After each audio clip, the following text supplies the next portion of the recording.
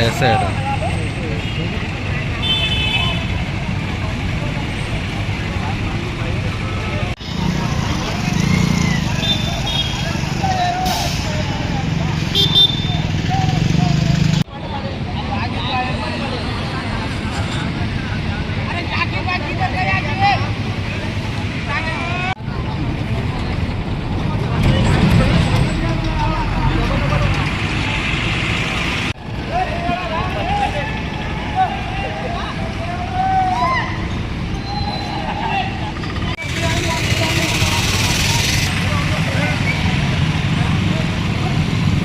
నా పేరు ప్రవీణ్ కుమార్.